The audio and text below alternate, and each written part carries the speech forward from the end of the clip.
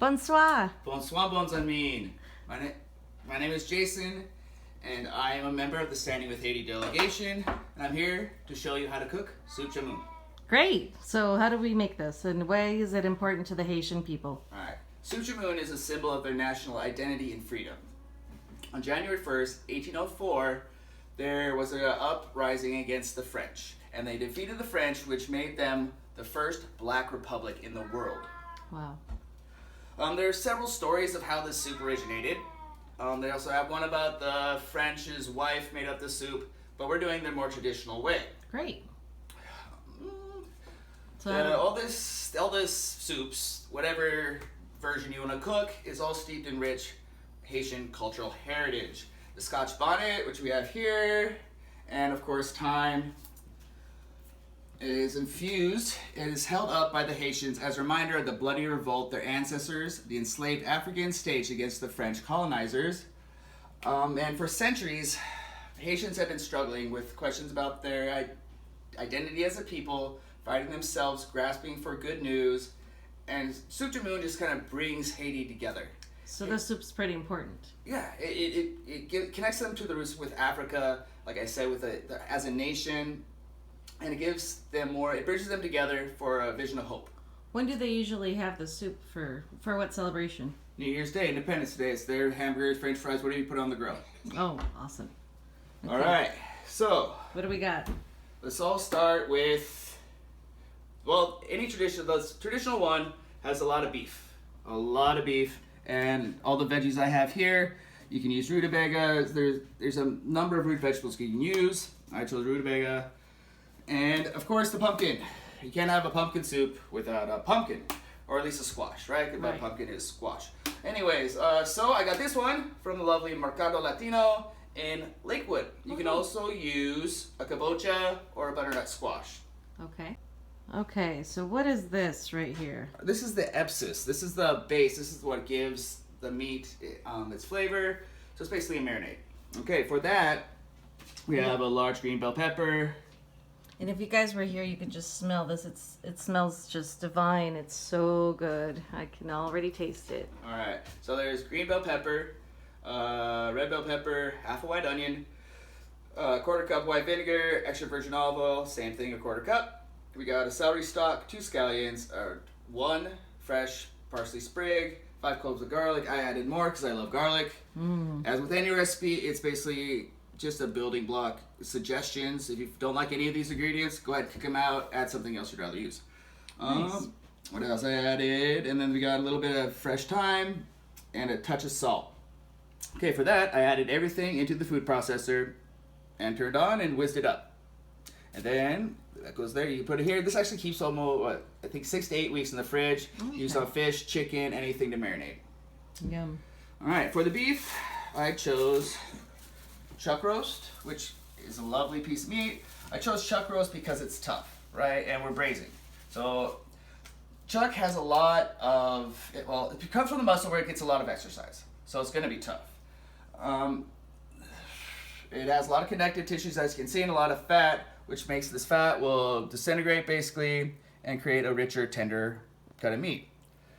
When it simmers slowly, it kind of the fat kind of becomes gelatinous, and kind of melts away and makes the meat smooth, rich, and yeah. So that's why I went with chuck.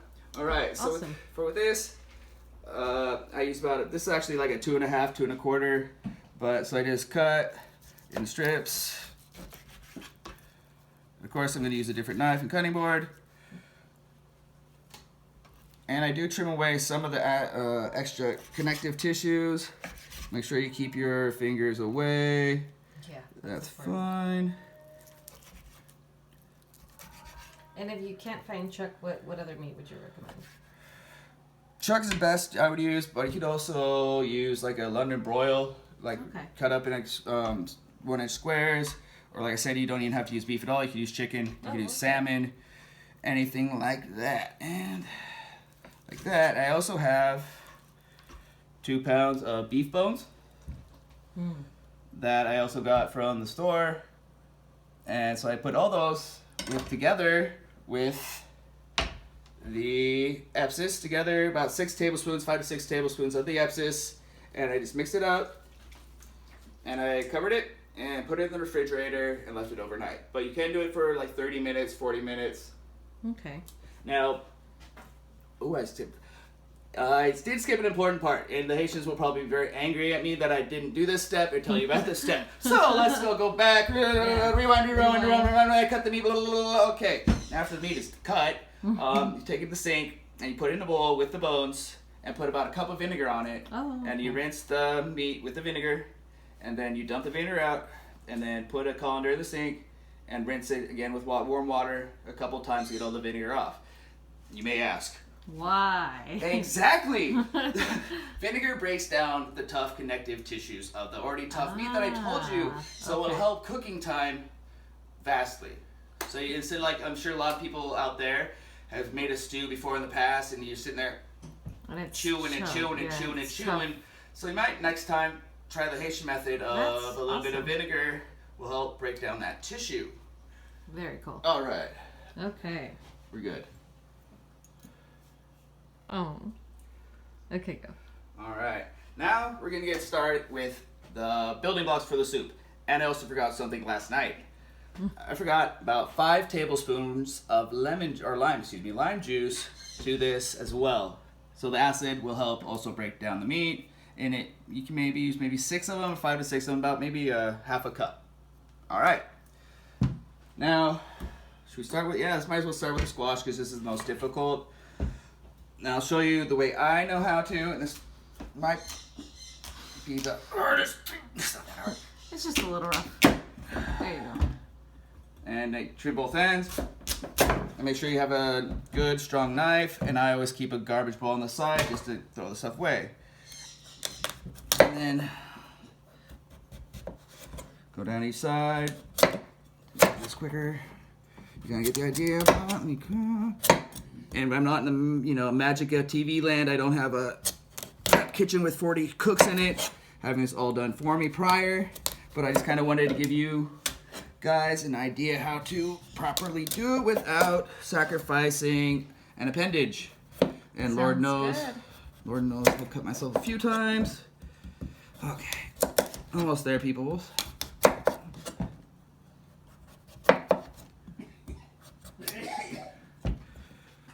Okay. All right. Now, let's say that's all trimmed off. Good enough? Okay. Now, I do need a spoon. La, la, la, la. There we go. And now we got a lovely seeds as with any squash. Okay. You can either take these out like you do a pumpkin and roast them, or like I'm gonna do, I'm just gonna discard them in my lovely garbage bowl over here. Okay. And you want to cut these to what size? Even. How about that? Because we're going to be boiling it. Okay. So this, as long as it cooks, at the same rate, consistent. There we go. Consistency is important, so you don't get one hard, rough part and mushy part. Even though it's going to be pureed, you don't. So for this, it's equal cuts. This one is about 3. And then And you only need 1 or 2 of those for about 2 pounds. 2 pounds? So it's roughly about 2, depending on the size. These are kind of smaller ones.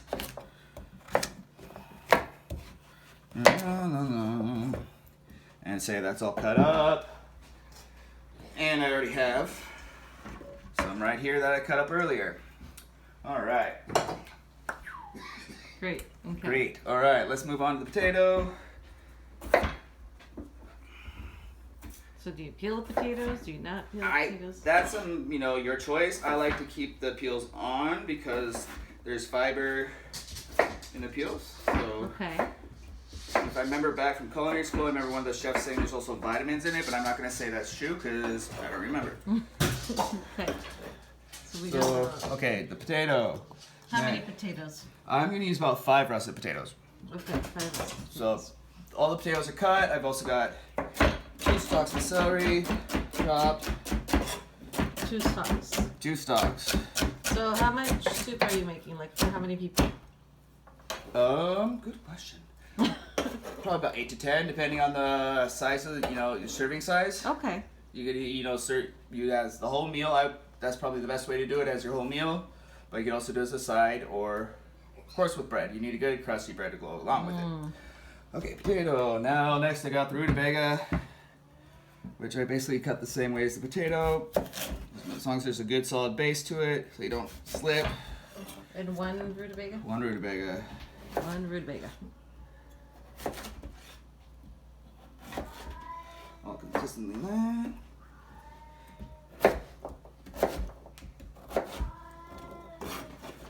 And there's my cat in the background. He's saying something in Haitian. I don't know. All right. Okay. All right.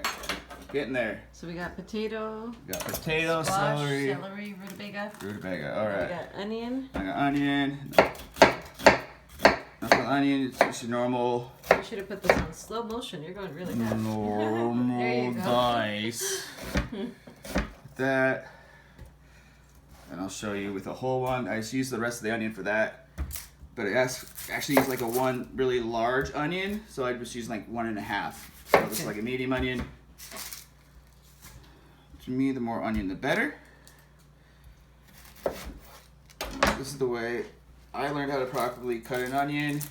And so I think it's the easiest way. But I know there's 1.5 million ways to also cut an onion. So,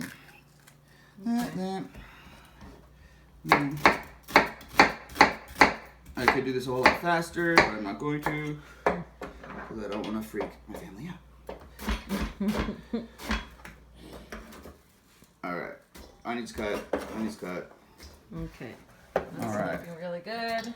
That didn't quite get cut yet. Okay.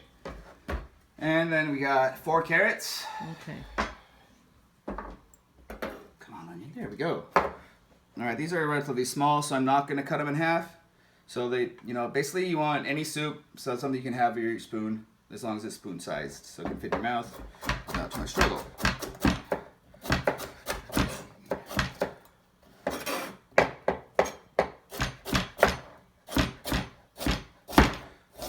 Alright, after the carrot, we've got some scallions, which are, we got what, 4 there? 4 scallions. So, as you're making the soup, what is some of your favorite memories from your visit to Haiti? Favorite memories. There's so many. Just even getting off the plane, Port-au-Prince, just the difference of the air, the sounds. Oh yeah, that great music as you get off the plane and the drums are right there. The horns and the people.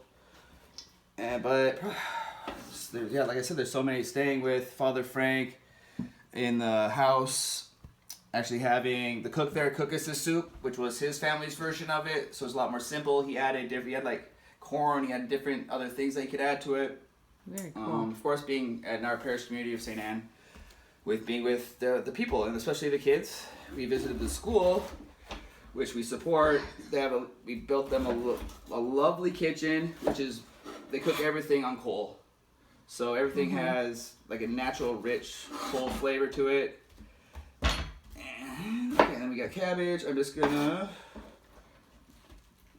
I guess for my purposes, So coarsely shred it, right? Coarsely chop. It's, this is a preference, right? So you don't have to do it exactly the way I am, and if you have an easier way to do it your way. So I guess the beauty of this soup is you could make it your own version many different ways. Right, just like with how many grandmas, your grandma has one recipe, but you go down the street, his grandma has a different recipe, but you're going to fight over it because your grandma's is better than his grandma's, and nobody's going to win. Exactly, it's an endless struggle. So they're all good. They're all good. All right, now, of course, we got some fresh thyme we're going to throw in there.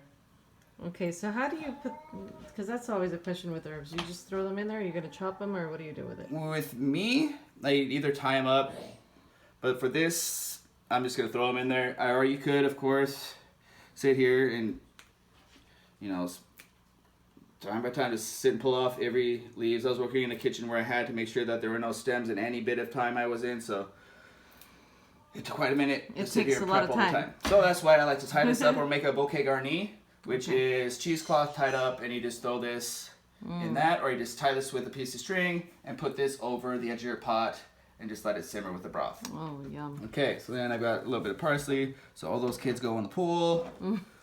A little bit of parsley, a good handful. Make sure it's parsley, not cilantro. Yes, and that's a common mistake with many people.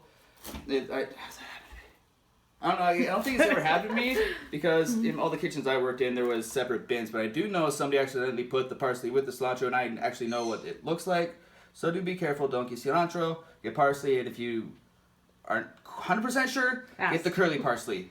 Oh, yeah, right? that's true. It does its purpose, is the same, but this is a whole lot more flavorful and doesn't look like a garnish from 1970. Okay, so this is a flat parsley. Yes, Okay. flat Italian parsley. It's also be Italian parsley. Wonderful.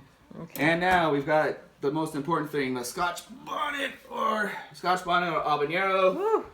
Is Ooh. very spicy. Let's put the gloves on, you know that's... I'm not going to chop it though, but I'm showing you, I'm either going to handle it with this on because I don't want to make a mistake of touching my eyes at all. Mm-hmm. So as you know, this little beautiful It's not a cherry? fruit is really spicy. I can't remember how many Scoville units. It's like hundreds of times hotter than a jalapeno. Anything in this, your eyes, your lips, even your fingers, they're gonna burn like Hades. So, you're gonna, yeah. What I'm gonna do here instead, I'm just gonna make one or two little knife punctures in there so that the flavor will seep, but not all of the heat will. So all the heat in any pepper, I wish I had one to cut open for you.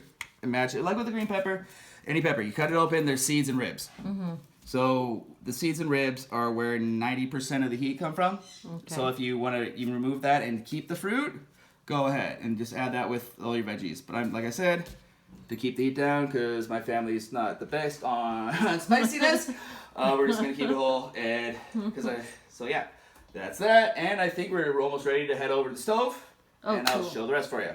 Great. All right, now we're at the stove. I already got ahead of us here, so I started my beef and my bones. It's about 2 tablespoons of extra virgin olive oil. Let that come up to about medium high heat. Add the sofrito, I almost called it sofrito, the Epsi, and the bones and everything is going for about 20 minutes. At the same time, over here in this pot, I have our squash about ready to go, and it was to boil, but now of course it's not going to boil for us anymore, because that's the way things go. Add that to that. Oh, it smells so good. All right. This here. All right. Now this came up. Let me try one because you need to make sure what is beeping at me. The fridge technology, lovely. Okay, let's see. This is tender. Falls apart. So do you see I got a couple seeds in there? So I'm gonna go ahead and fish those out. So this is how many cups of broth? This is 8 cups. Okay. And we got our squash in there. Okay. Correct. So we're gonna transfer this. Cooked squash. Cooked squash. Very hot. Yes, very hot. So I'm just gonna fish it out because it's easier, so it doesn't splash on me when I try to pour some of the liquid out. Okay. Make sure we get all of it. Let me grab my smaller spoon here. Make sure you always want to keep an eye on your meat so it doesn't burn, but thankfully there's enough liquid in there that it shouldn't. And I'm actually going to test a piece of meat here in a second, and I'm going to add some more broth to it to help the meat cook further. And that looks about good. So now I'm going to add about 4 cups of what I got there in this. 4 cups of the broth. Okay. 4 cups of the broth. Let's just go like this. Let's see how things go. Be very careful not to burn yourself. Maybe less than 4 cups. So is it just to cover the squash? Just enough to have some sort of liquid in there so you don't, so it's easier for the emulsion. Alright, with this, now I'm gonna add 2 cups of broth into the beef mixture. Then I'm gonna cover it and let that. Oh, I wish you guys could smell this. It smells so good. And wrong lid. That is lovely. Alright. So when it's a pinch like this, do the It old smells so good. kitchen move of Yay, foil. Temple! Yay, Temple! And of course, be careful when you are handling that. Make sure the heat's off, because I feel the heat around my fingers. Let me grab where my... Okay. Okay. Alright, now we'll move this off to another burner. Let's see here. So it's not looking away. You're gonna let that simmer? Let it simmer for about 20 minutes. Okay.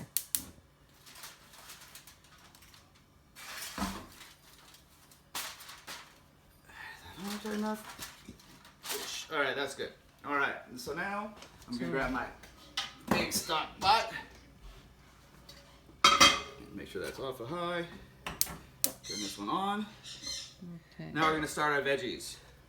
Alright, we got a little Here's time. all our veggies that were cut earlier. Potatoes, carrots, cabbage, rutabaga, thyme, onion. Yes. And here we go. Extra virgin olive oil. Trying to make sure the pan heats up a little bit, or else the vegetables will just sit there and simmer and not brown. Okay. So let's pretend that's up to temperature. And hope and pray that everything goes in there without making a big mess. And I'm real well known for making a mess in the kitchen. So far, so good. Looks so good. Might not add. That's fine. That'll be a lot of soup. Hope you guys are hungry. So maybe, if I'd maybe cut this recipe in half, and I'll put the recipe on the website possibly. Okay. If not, I'll find a way to get it to you. If not, come up to me and after church one day, and I'll exchange numbers or something. I'll find a way to get it for you. Awesome. I'm gonna actually bump the heat up a little bit on that On the because veggies. Okay. I couldn't find my metal spoon, so I gotta use this plastic one, so it's a little flimsier, but that's okay. So I'm just gonna let these go and keep an eye on them. Be mindful that they're here. Try not to burn them. So now, I also forgot this lovely tool. When you're doing your squash, if you are not good with your knife, don't know knife cuts or whatever, a veggie peeler works just fine. I just like to be fancy and do it the way I was taught in culinary school. Okay. All right. What do we So got now, here? we have got an immersion blender. If you don't have an immersion blender, a regular blender works just fine. But you want to be careful with the regular blender, especially if it's hot. You need to have a towel over the top of it and keep it secure, because the steam will create, and it will create like a gasket, and it could pop up and make a big mess in your kitchen. And you're gonna use that for the cooked squash. Yes, this is for the cook squash. Keep my towel all the way here. I haven't used this in a minute, so let's see if it still works. And through the magic of, we'll find out.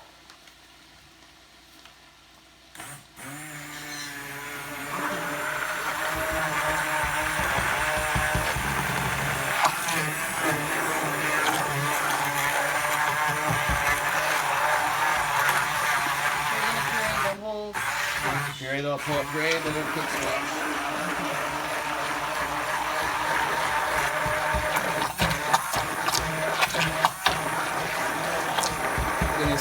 This could take a few minutes, so.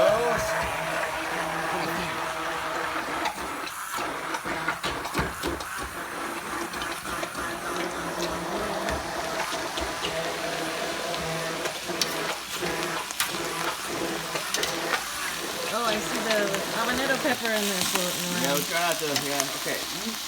Also, by the looks of this is the first time I've ever made this recipe. So by the looks of it, I didn't buy enough squash, because I just eyeballed it. So, in this pinch, most of us, because, I don't know, me at least, we have canned pumpkin in your house. Go ahead and add a can if you don't think it's pumpkin enough. But, of course, fresh is always better, right? And honestly, I don't think I have any pumpkin on hand, because I used it to make a pie for my dad a couple weeks ago. Oh. So, alright. So we can let that go down. And I think we're good till now, and I'll see you in a few more minutes. Am I missing anything on my script? I made a script, so don't forget things. I'm young, not as old as I... Did I say that? No, I'm old. I'm not as young as I used to be. Are we good? Thanks, Mommy. All right. Thank you, Vanna. Okay, how's the soup coming along? It's getting there. So these have been going for about 20 minutes, give or take. They got some somewhat color on them. So from that, we are going to add a couple of tablespoons of lovely tomato paste for richness and color. So I give you more of a rich orangey color along with the pumpkin. And I add that to the pot now so it can cook down and get rid of some of that raw tomato Tomatoey. flavor. Again, spoon, use the other one.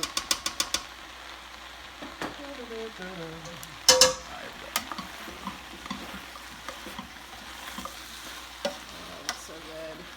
Smells And as really you see, good. you need a big pot.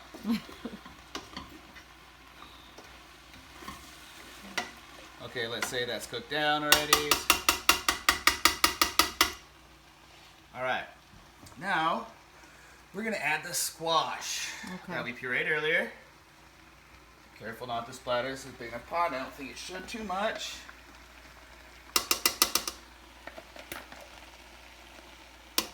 Okay, so the veggies are cooked. The pureed squash goes after Goes the in, tomato. and I will scrape that better.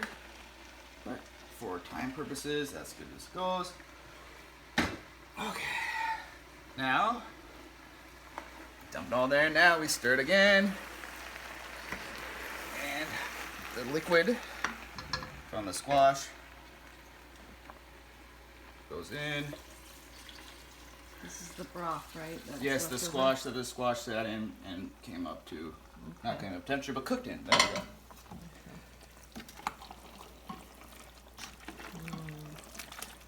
Now we're gonna let that go for about 20 more minutes. Okay. Let that cook down. And I'm going to, since my family, like I said earlier, doesn't like spice too much, I'm going to try to find the habanero. It's kind of like finding the baby Jesus in the cake, right? But Father Jack, I said it. we got a winner. Back there. We got a winner, right? No, that's a carrot. The sad thing is, it looks like a lot like carrot. Oh, fun. So, but Father Jack, my brother, does love spicy, but I don't think he likes that spicy. All right, well, I'm gonna find it. Okay. And should have pulled it up. All right, well. Tony, come around. Help us find the Who, Tony? tornado. There it is. There it is. Okay.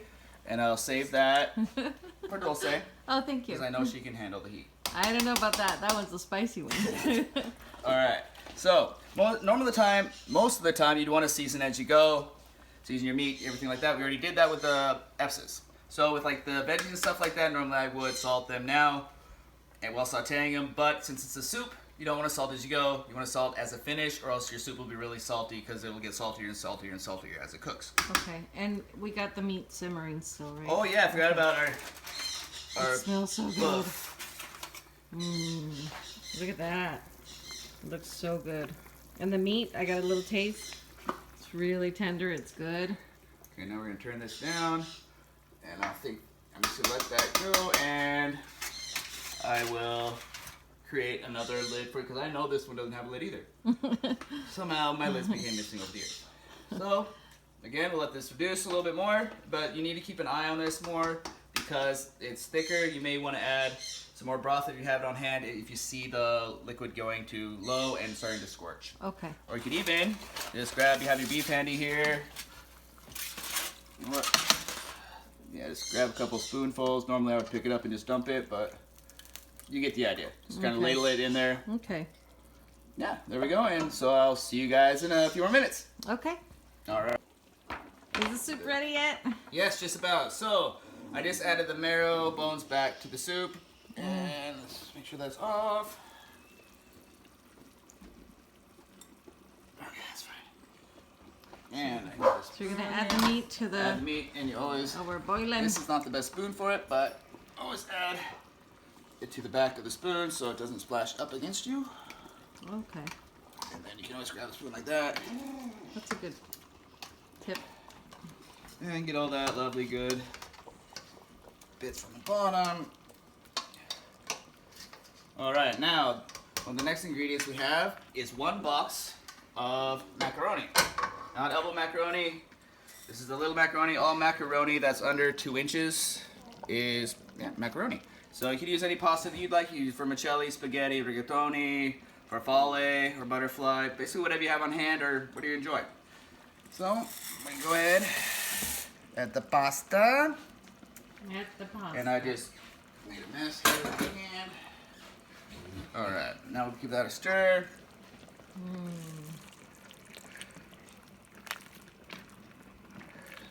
And now, Oh, it smells so. Oh, I see the barrel. I see the bone. Yeah. go back down there, So Mila. good. Alright, now we give this, let this go for about 7 minutes until the pasta is al dente. And then we're good. We're going to plate, and I'll see you guys at the table. Yum. Can't wait. Alright, bones of me. Soup is ready. Oh, no, it's not. I forgot to take the poop bones out. That's okay. They can stay in there and let it sit longer. Alright. Yum. That looks so good. Oh, let me get close to that. Oh, I wish you guys could smell this. It smells so good. You can see all the veggies in there, the meat, the pasta. Alright, like I said, the pasta was done. About 10 minutes. Less than that, probably about 8 minutes. But there's so much in the pot, the pasta did take a little longer than I'm used to. Alright, a little more meat for me. And then you were Alright. mentioning earlier about salting at the Oh, end, yeah. right? Yeah, of course, I didn't salt it. So I'm just going to finish ours with a little pinch. Little pinch. I try not to salt things too much because my parents should not be having too much salt. So I'm just going to give it a little happy pinch. Call that good. And you can garnish with, I prefer having some more parsley and lime on there. Just get this up real quick. And make sure you save your bones and get all that lovely marrow out of there with a spoon, and you can smear it on toast or just eat it right out of the bone. It's good for you. Alright. So a little lime wedge. Try to make so it doesn't sink in the soup. And a little bit of parsley torn for each. Alright, there we go. I'll see you at the dinner table. Yay, can't wait. Alright, Let's eat. we're back. Alright.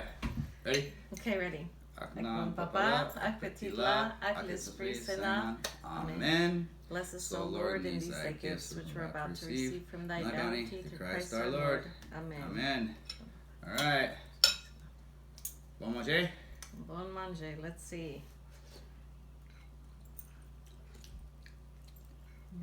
Like it? Bon manger. Very good.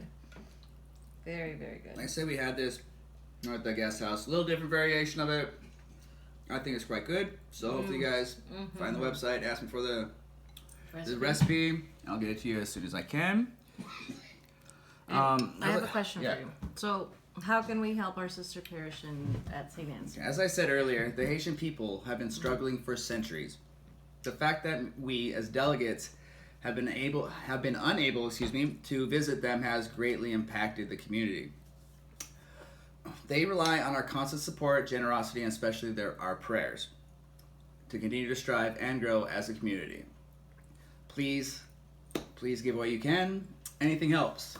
So, go to the parish website for the info, or come up to me. I'll try to give you the website and give what I can. Or any of our delegates. Any of the delegates, and we'll gladly help you out. And thank you for all you do. I love you, and God bless. Thank you.